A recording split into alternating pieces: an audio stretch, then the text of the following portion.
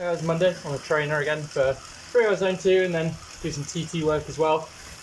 Experimenting with erg mode in my whoosh. I wasn't really liking the feel of the trainer on the program, so trying out the erg mode now. The erg mode is good. It felt like I would turn down the trainer difficulty and then I still wasn't able to bring up my cadence. So in erg mode obviously I have full control over my cadence. Definitely feeling better than Sunday. Sunday just mentally very tired after the race, so wasn't able to do much on the trainer, but yeah, happy to crack on and do 3 hours today, so that'll be good. And then yeah, got a race on Saturday, criteria. Bike's still currently in the shop, so I'll be doing my efforts indoors this week, so Tuesday and Thursday got threshold work. Might as well continue to do that in the TT position, continue to improve that efficiency, even though I've not got another TT for a good few weeks yet. So it'll be good to train that though, I reckon.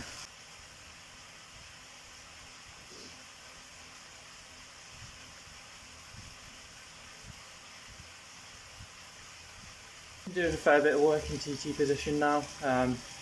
Yeah, quite happy with like what position my torso's in, so like where my hands, forearms sit on the extensions and where I am in the saddle, where my body is. I need to get a better understanding of what I want to do with my neck to like turtle my head inwards, because when I turtle it inwards there's still like a gap between the tail of the helmet and my back, whereas I ideally have it like touching my back, but because I'm like pushing my upper back upwards, feels like it's harder to get that contact between my back and the helmet. So yeah, something to work on. Confident with like my hand position and all that, so I can train that quite well, and all the core strength and the ability to produce power is going to come from holding that position.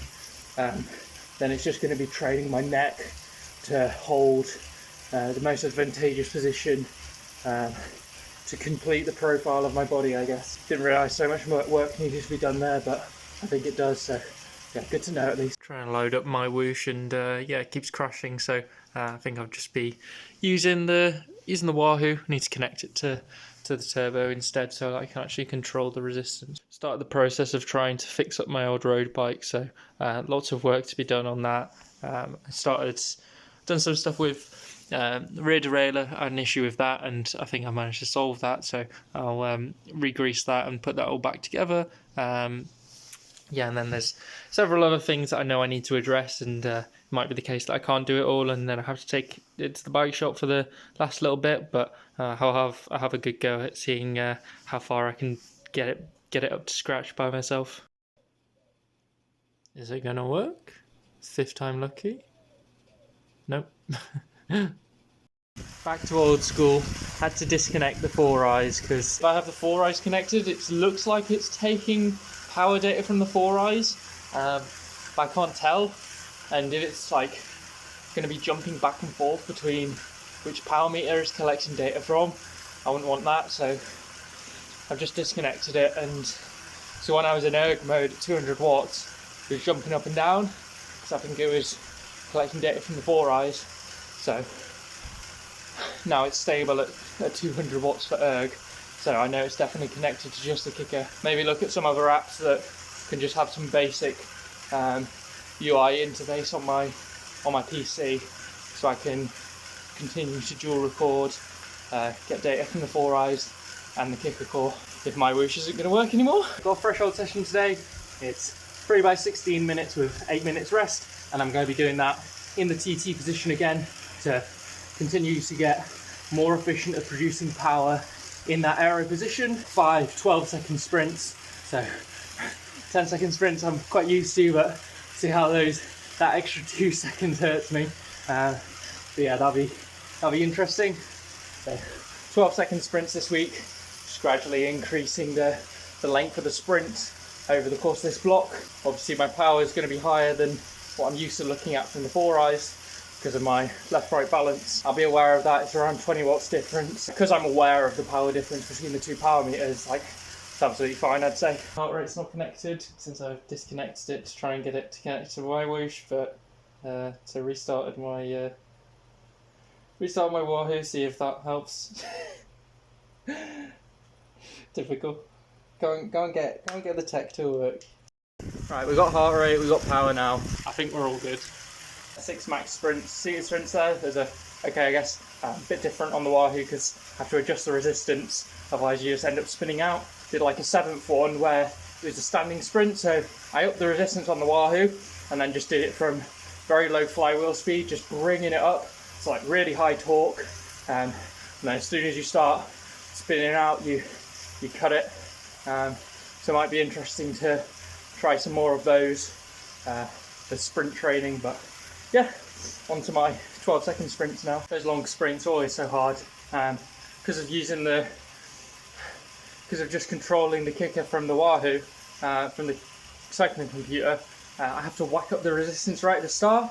So it means that the start of the effort is extremely high torque, like I was talking about with doing basically a standing sprint, because otherwise, it's not, if you don't whack up the resistance, you're just going to spin out because you can't adjust it while doing the effort. It's that short an effort.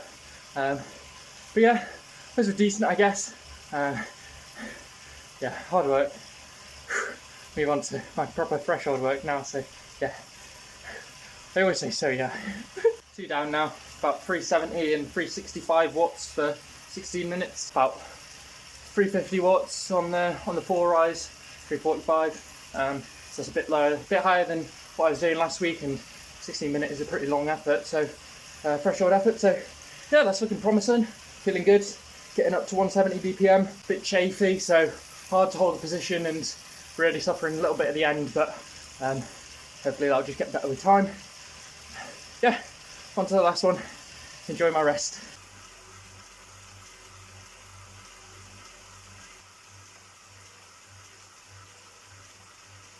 Good effort that, above 360 on the last one, so above 360 for all of them. And when I did this session last week with slightly longer rests, I did, my power from the kicker core was 350 across the 3 efforts, so definitely getting more efficient at producing power in the TT position, and able to get that heart rate to come up to threshold level better as well. So not as, the effort's obviously getting less muscularly demanding because my heart rate's able to come up, and I'm not being, so I can utilise my aerobic engine a bit more rather than just being limited by the power I'm able to produce by my legs. So that's good. Also had a plan of, since I'm quite like, don't mind riding in erg mode, and I think what I'm going to do tomorrow is ride in erg mode, but have my Wahoo recording from my 4 eyes. Not overdo it by pushing hard with my left leg, but try and bring that power into balance. So try and match what the erg is saying to what my 4 eyes is saying roughly, just so I can bring my left leg into balance a bit more with my right leg, because it's free power at the end of the day if I can get my left leg to be as strong as my right leg. So yeah, just an easy little spin now and then hop off after 3 hours total. Done a little bit more on the road bike. Need to clean that up a lot because it's extremely dirty, really bad. Also playing around with the disc wheel because I'm pretty sure the bearing had gone in the non-drive side, which is a bit annoying because it felt like that poppiness returned like pretty much as soon as I got it replaced. And yeah, this bearing here is just not moving at all. And I don't know, maybe it's like the tolerance of the wheel. Got the bearing moving a bit now, but I still don't think it's good. So I'll give an email to the shop and see what he thinks. The other side where it's like perfectly smooth, so that's how a bearing should be. Still got that roughness, so yeah. But I'm pretty sure it's just that one bearing that needs replacing. Wednesday, 3 hours easy, Gen 2 on the CT bike. Working on time trial position, so 25-4 minutes, the standard. Done 10 by 4 minutes already, and feeling like I'm getting a nice new position with turtling my head in. So I'll put the helmet on and see what it feels like with that as well. Also riding in erg mode, so first hour at 220, second hour at 230, and I'll do the third hour at 240. But I'm recording on the 4 eyes, just seeing if I can bring that left-right balance into into alignment a little bit. Well, just I'm always aware of it because I can see the number from my 4 eyes and I know what the power should be from the erg mode. Halfway through the TT drill, so have a 20-minute spin and then do another 10 sets of 4. That's my 80 minutes of work in TT position, and like I said, it's a more aggressive position that I'm getting used to, so yeah, I feel like that was really worthwhile. Happy with that.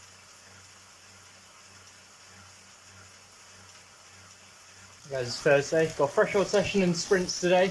Back on my whoosh, tried loading it up and it's working fine. Looks like they've had some updates. Yeah, it's actually running really smoothly compared to when I was using it last week, when my FPS was really low, even with low settings, and I've got good settings on now and the frames are quite nice, so don't know what changes they've done, but certainly worked and hasn't crashed on me yet.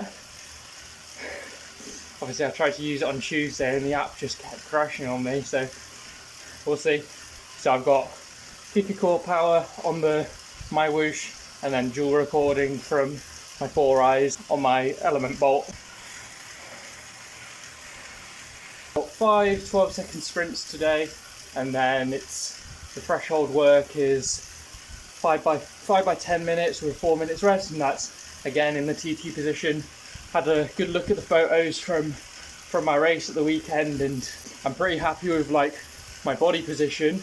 It's basically just going to be working on how to bury my head, so continue working on that over the next few weeks and months, and seeing like how much I can bury my head into my arms while still having decent visibility of the road, because it's all well and good training in a position inside that looks brilliant, but if it's not safe out on the road, I'm not going to be holding it. With these TT efforts, the main thing is producing power in that body position that I'm looking for, with quite vertical biceps and like pushing my back upwards, my shoulders down, I guess.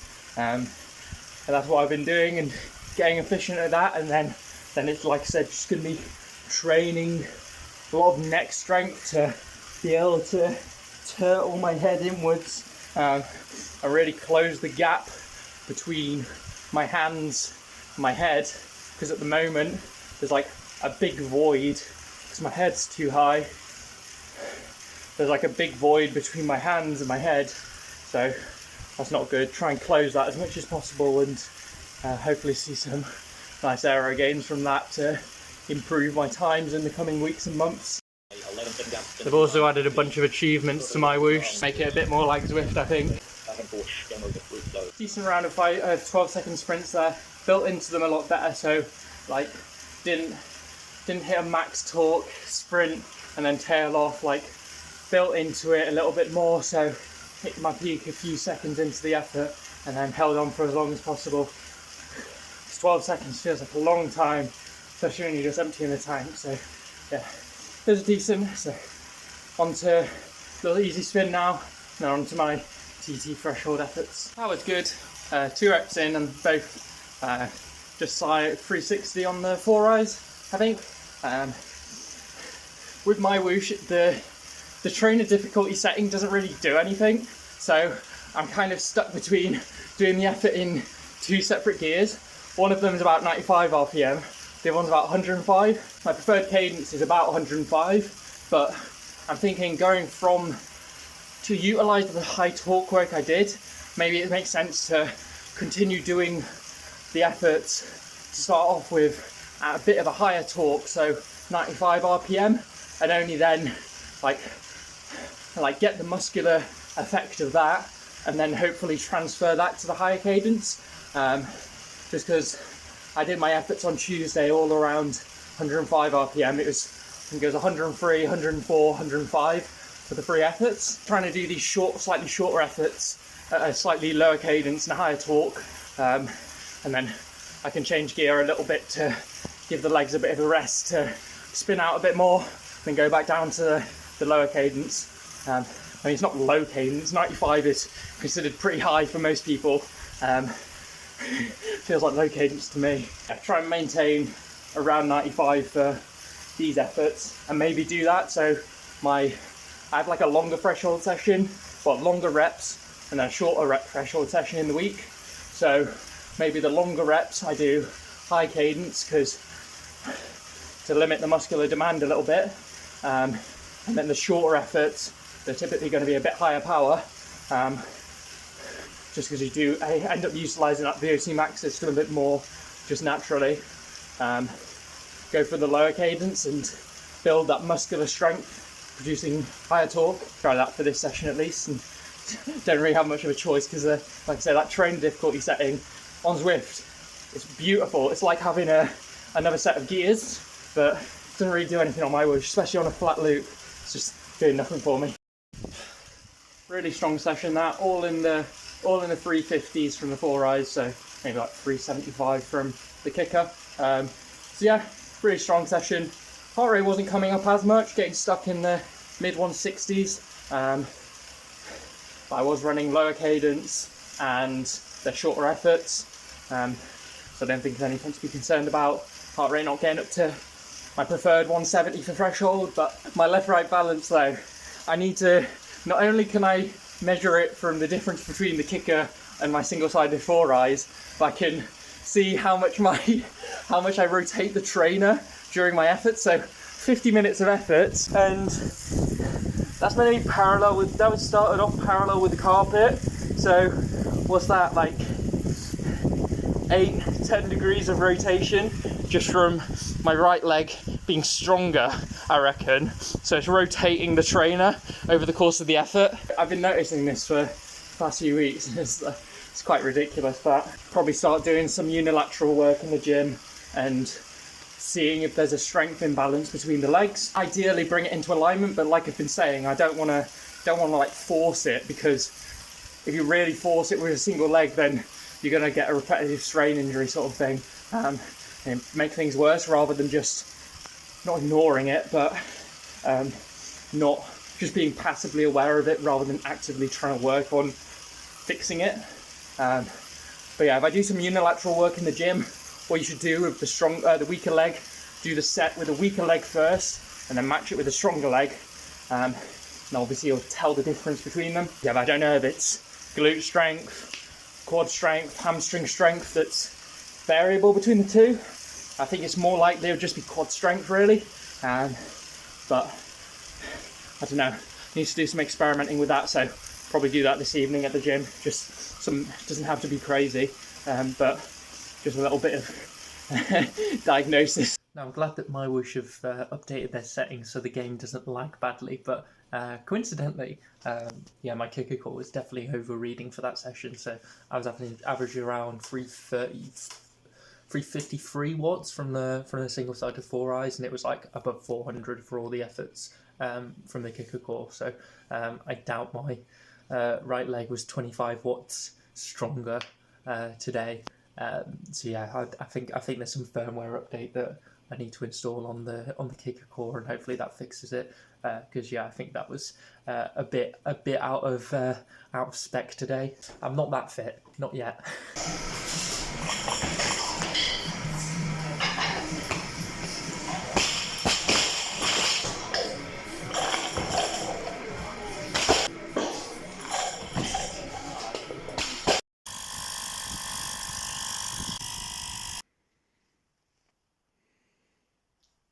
So it's the night before my first crit, so the bike shop is unfortunately not ready. Got some Di2 issues and they can't be solved yet. The guy at the shop, I think he's actually trying to fix it and trying to get it done ideally tonight, but if not in the morning. So there's potential that could be fixed, but what I've been doing is getting my old road bike ready, so just powering through all the maintenance stuff, so redoing all the cables, and yeah, now I'm just hopefully getting into a state where I can actually ride it tomorrow, and then I actually have a bike to ride, and then potentially the bike at the bike shop get done. But I'm treating it as though that's my only bike, and but yeah, making good progress with it actually. Like got all the new cables in, and derailleurs are actually shifting. So yeah, just gonna put the brake pads on, carbon brake pads, and then try and index it with put a 10 speed cassette on my race wheel. So take my 11 speed off, put a 10 speed on, and then try and index it. But even if I can't index it perfectly, then so long as it's rideable, that's perfect. That's amazing. So yeah, just doing the best job I can, given the situation. But yeah, definitely an interesting one for sure. And we actually have a bike to race on tomorrow. Yeah, just put my power meter on and calibrated it. Just need to wax the chain. I haven't done anything to index it really, so it's definitely not perfect. It's far from perfect, but it's a bike that I can ride, so that's the main thing. So yeah, just the fact that that's gone well, and I've actually got a bike to ride tomorrow, so I can't complain at all really. So yeah, see how we get on tomorrow. Should be a laugh. 10 o'clock and haven't got anything ready, so going from being like super prepared last week to not very prepared today.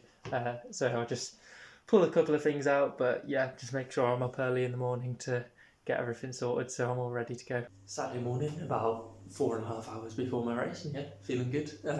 Yeah, if my bikes can survive the day and get around, then that's a win. So yeah, just get out there and have some fun really. All packed up and ready to go.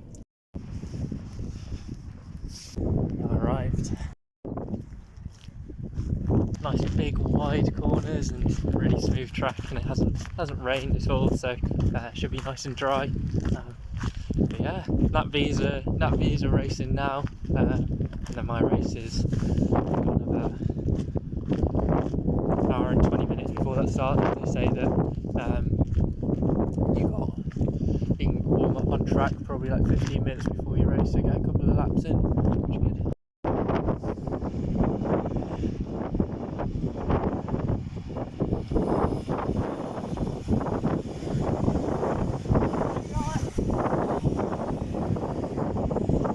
Planned start time of the race is 12:15. It might be a bit delayed because apparently the first two races were a bit delayed, so maybe more like 12:30. But yeah, from 12 onwards I should look to trying to get on the track to do some warm-up laps. But so I'll put my number on now, then start warming up around 11:30, so 15 minutes time. So yeah. It's very windy, but it's not wet, which is the main thing. So I think I'll wear some arm warmers because then I'm going to get drenched. I can just wear normal socks, don't have to wear overshoes. But yeah, 20 to 12 now, so start warming up on the rollers. Still plenty of people warming up and rocking up, so definitely not going to be on my own out there today. Did 12 minutes on the rollers, now about to head to the start and do a little more warming up there. So yeah, see how we get on. Let's get after it. Can't sugarcoat it, pretty embarrassing that really.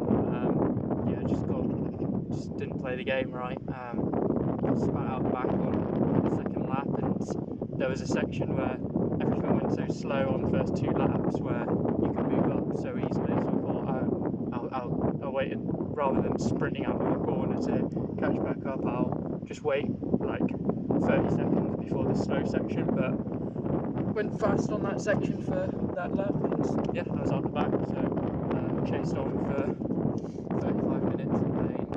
Yeah, pretty embarrassing really. So I see, can't do much about it. Not mad, but yeah. And the thing is to just be better next week. Turn up again next week. Play the game properly. Stay in the pack. Take the corners well, so that I'm not losing places in the corners. It's a game. You got to learn how to play it. And yeah, I didn't know the rules this week. Well, I knew the rules, but I decided, nah, I'm different. The only way to get better at this stuff is just to do it again and again and again. So yeah, I'm already signed up for next week, so that's what I'm going to do. I'll show up next week and have another crack at it. And try and be better than this week. All good learning. It's the first race. It happens. Obviously I'm disappointed, but all I can do is learn from this. Like, I'm not going to give up after one bad race. That would be ridiculous. Like, just keep going at it and see if I can get better. And yeah, like I said, just show up the next week and yeah, try and work on what went wrong. Obviously I feel a bit embarrassed, but like, it felt like, even though it's just Cat 3-4 race and like a lot of everyone's an amateur at the end of the day, it felt like quite a lot of people were quite experienced, but like there's the understanding that there's going to be people like me who really aren't experienced, so it should be expected. So yeah, can't be down on myself for that. And yeah, just see if I can get the hang of this crit racing thing at some point. But obviously, part of my heart's like really into time trialing, and a big aim for this year is to do well at CTT Nationals.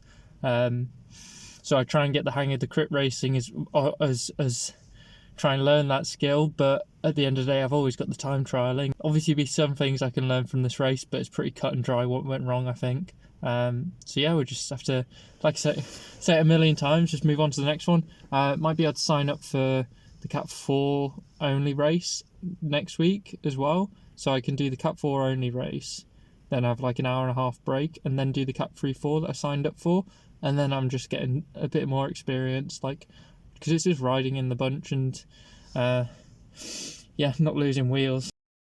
My friend on Wednesday, and we had a bit of an underrated overrated for two key things, and his underrated was something, so it's getting humbled, and yeah, definitely got humbled today. So it's how you move on from being humbled. Do you double down, just like fuck this, or do you take it on the chin and go, okay, yeah, I have something to learn from that, happened for a reason, and yeah, hopefully come out stronger. So Sunday, just doing 3 hours on the indoor trainer today, feeling alright.